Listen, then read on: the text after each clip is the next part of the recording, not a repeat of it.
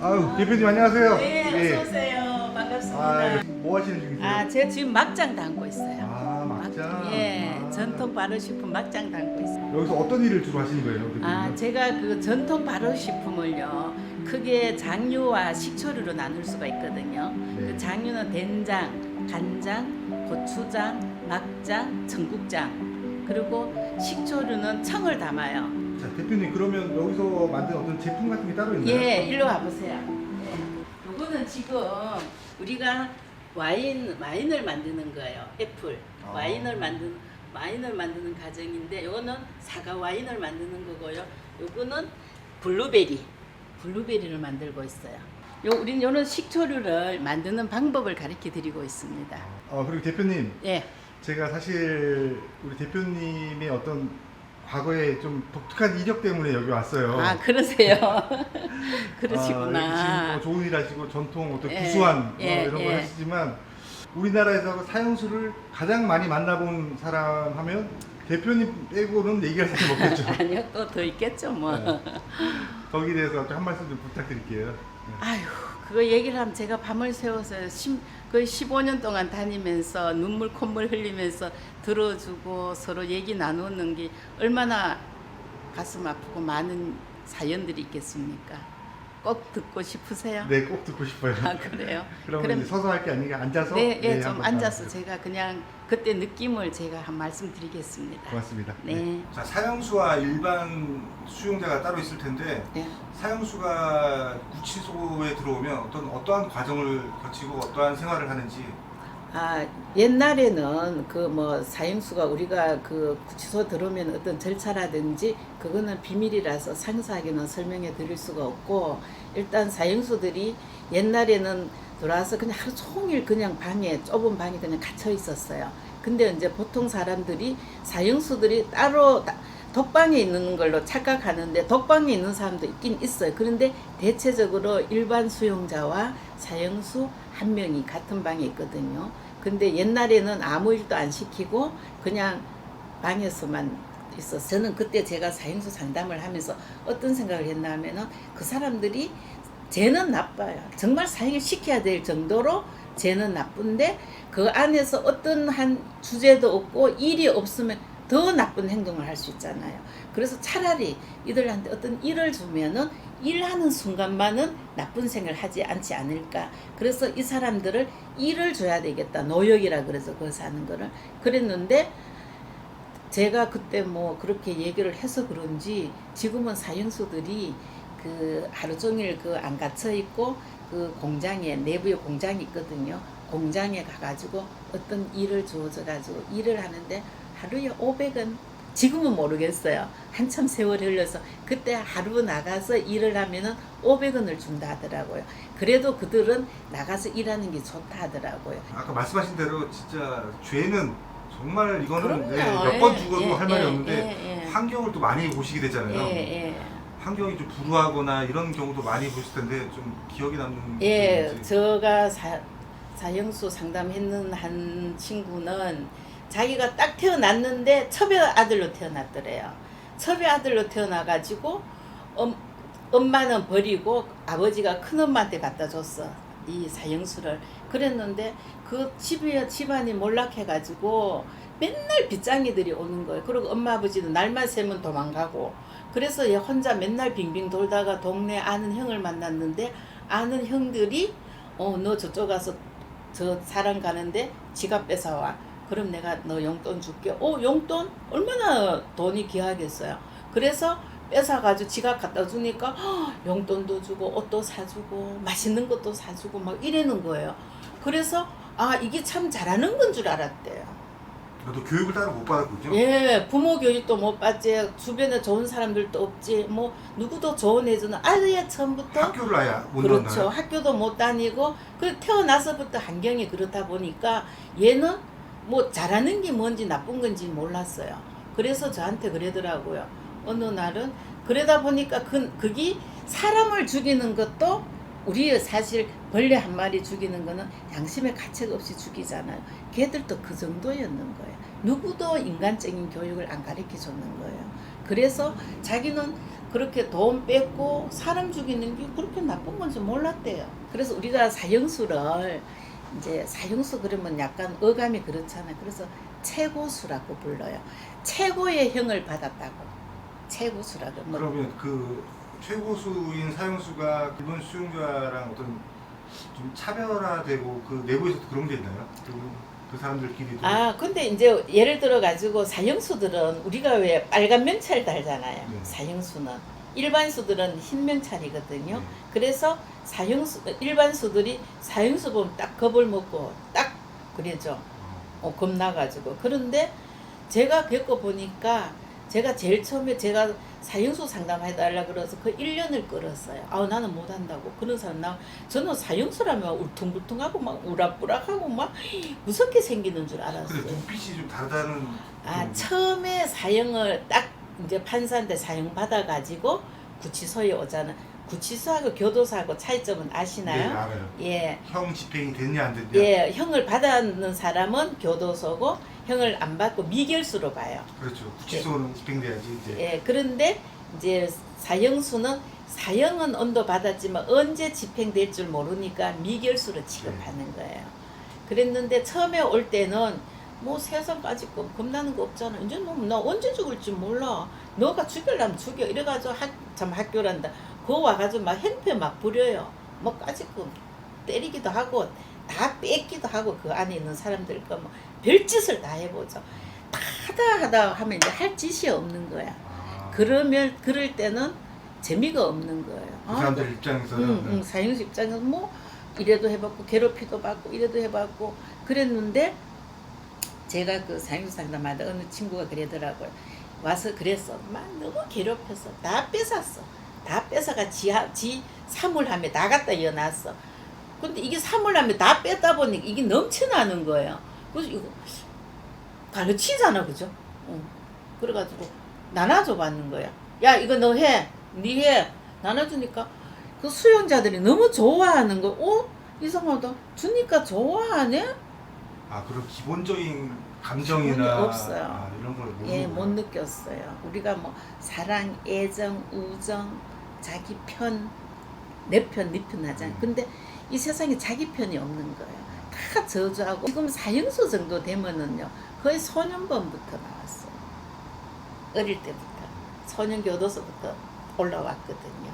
그렇기 때문에 그러다 보니까 나쁜 그런 게 이게 나쁘다는 걸 아무도 가르쳐주지 않았다고요.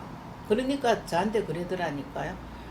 그게 사람 죽이고 돈 뺏는 게 나쁘다고 누가 가르쳐줬나고 저한테 반문을 하더라고요. 물론 자기 변명일 수도 있고 그런 안 좋은 대부분의 그렇죠. 환경에 있는 사람들도 다 아주 훌륭하게 된 사람도 자기 훌륭하잖아. 노력해서 할 그럼요. 사람도 많은데 진짜 변명이죠. 어떻게 보면 유영철 같은 경우도 잘 아시겠지만 진짜 열 몇 명을 왜 연쇄살인? 연쇄살인하고 생매장하고 정말 그거는 막 저도 지금 이렇게 얘기하면서 분노가 있는데 그건 사람이 아니죠. 짐승이죠. 짐승도 그런 행동을 안 하는데 참 그런 어떻게 보면 그런 짐승을 또 상담을 하셔야 되니까 이 같은 사형수라도 또 이게 말이 안 통하고 전혀 그럴 것 같은데 유영철 같은 경우는 좀 어땠나요? 유영철이가 그 안에서 막 죽으려고도 그랬죠. 근데 계속 그런 친구들은 이 24시간 CCTV를 틀어놓기 때문에 죽지는 못해요. 독방에 있는 거군요. 예, 독방에 있죠. 일반 수용자랑 어떻게 융화를 할 수가 없는 거네요. 없죠. 처음에는 못해요. 처음에 들어오면요 무조건 다 분노. 그리고 옆에 사람을 괴롭혀서 그 방 안에 있는 사람이 힘들어요. 그러면은 이제 독방으로 보내거든. 그런데 유영철이 같은 경우는 처음부터 독방에 했죠. 그리고 처음에는 들어가면은 이제 그 사람들 묶어놓죠. 그죠. 포승줄이나 수박, 묶어놓고 입에도 혹시나 그거 할까봐. 제갈 같은 거. 예, 그래 하거든요. 그리고 이제 밥만 먹어. 그리고 그래 하는데 유영철이 같은 경우는 사실 그때 특히 여자만 그랬잖아요. 그렇죠. 여자만 열 몇 명을 죽였잖아요. 맞아요.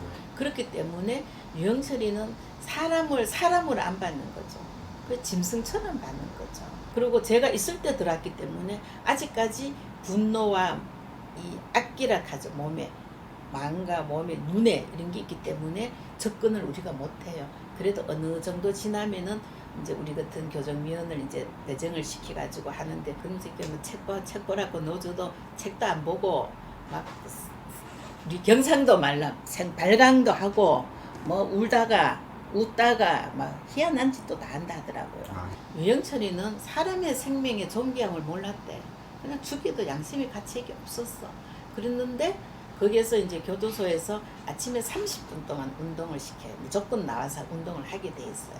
그래 하려는데 봄인데 이래 걸어 나오다 보니까 담벼락에 새싹이 오래놨더랍니다. 오 저거는 뭐야 싶어 가서 보니 새싹이 아주 처음에 날 때 아주 연두빛으로 나잖아요. 뾰족이 나온 그게 너무 자기 가슴에 딱 와닿는 거야. 아 그러면서 새싹을 뽑아가지고 뭐 이래 뭉개도 봤대요. 그러니까 이게 아프다 하는 것더랍니다. 그때 그전에는 사람을 죽일 때도 그런 느낌을 못 받았는데 그래서 이 사람이 그 새싹을 보고 자기가 많이 뉘우쳤다 하더라고요. 현재 우리나라가 사형은 집행되고 있지 않지만 사형을 기다리는 사형수의 어떤 심리 상태 이런 것들이 궁금해요. 궁금하죠. 항상 사형을 언제 집행하냐면은 대통령 임기 말기에 그래서 거의 12월 달에 하거든요.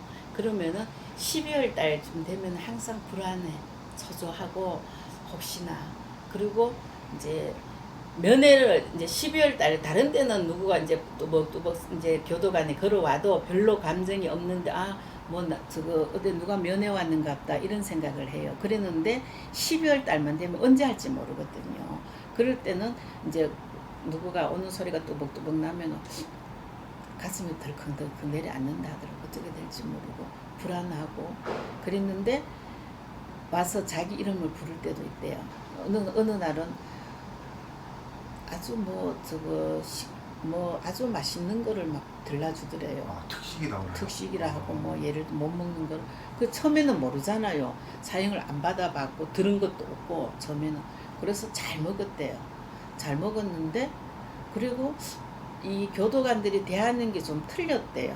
틀려가지고 왜 이리 잘해주나 이래 생각했는데 아차 가만 생각해보니까 이상하다. 그래서 생각해보니까 내가 사형이 되려나 이랬는데 이제 저는 다른 데는 뭐 이제 서울구치소도 이제 들어가서 보면은 사실 있잖아요. 서울구치소 그 들어가는 복도가 쫙 있는데 그거는 지금 들어가도 지금 덥잖아, 그죠? 추워요. 아, 그렇죠. 그 사형수들의 죽어는 한이 많아서 그렇다 하더라고요. 선뜻해요. 한 개도 안 더워. 지금 가도 저거 뭐 1년 12달 안 가본 달이 없잖아요. 근데 그렇더라. 그래서 이제 어느 날 딱 부르면은 예를 들어 가지고 항상 불안하대요. 12월 달 되면 이상하다. 참 그러면 그때부터는 불안하대요. 막 잠도 안 오고 막 이제 자기가 사형수들도 어쨌든 인간은 인간이잖아요. 그죠? 근데 그 불안함이 자기도 없애려고 많이 하고 또 종교적으로 많이 이제 마음을 깔아앉히는데 그래도 12월 말쯤 돼서 노크를 해서 불러냈을 때 사실은 때로는 면회가 와서 나올 때도 있어요. 아, 정말로요? 예, 면회가 나왔을 때도 있는데 이 사람은 가슴이 덜컹덜컹 내려앉는 거죠.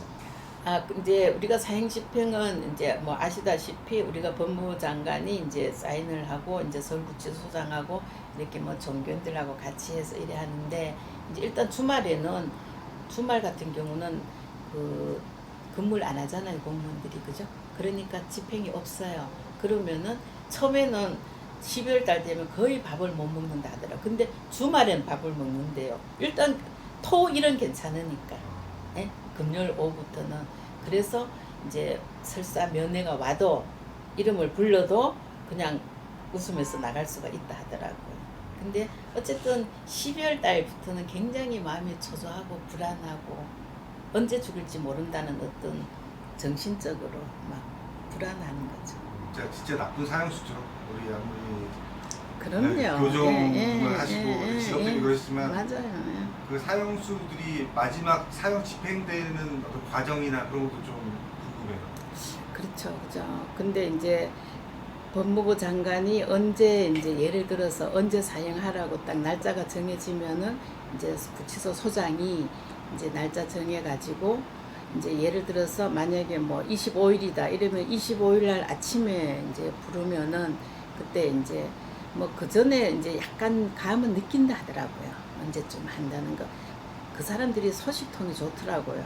소식이 듣고 이러면서 오늘 만약에 집행이다 이러면은 아침에 음식이 엄청 잘 나오거든요. 잘 주거든 아침에.